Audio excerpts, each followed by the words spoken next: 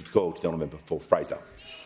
My question is to the Minister for the Environment and Water. What progress has the Albanese Labor government made on renewable energy approvals? What approaches has the government rejected? Give a call to the Minister for the Environment and Water. Well, thanks so much, Mr Speaker, and thanks to the member for Fraser. I know that he is a strong supporter of the transition to get more renewable energy into our energy grid in Australia.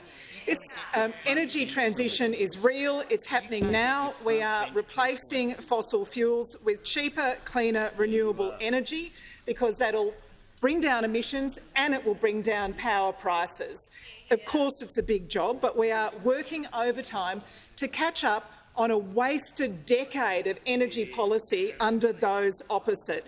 22 energy policies and they didn't land a single one of them. They were warned that 24 coal-fired power stations were closing. They did nothing to replace the energy generation required. They were so anti-renewables and so chaotic that they scared investment in renewables offshore. In contrast, under us, we see a renewable energy boom. In fact, we've already seen, as the Minister for Energy keeps telling us, a 25% increase in renewable energy in our grid. And as Environment Minister, I am ticking off renewable energy projects at the rate of one a fortnight. I've already ticked off 54 projects. That's enough to power more than 3 million homes. And we're ticking off renewables projects at the rate of 7 to 1 in comparison with coal and gas projects. Of course, there is an alternative. We can continue with the transition to renewable energy, or we can get distracted again by the nuclear fantasy proposed by those opposite. The Australian Energy Market Operator says, and I quote, "The time it would take to design and build nuclear generation would be too slow to replace retiring coal-fired generation."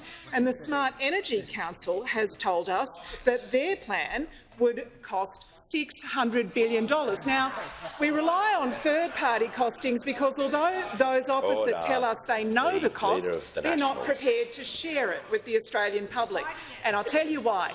They're hiding it for one reason only. They know that Australian taxpayers don't want to spend $600 billion on nuclear power plants. They'd rather spend that money on hospitals or roads or schools or any of the things that need doing in Australia.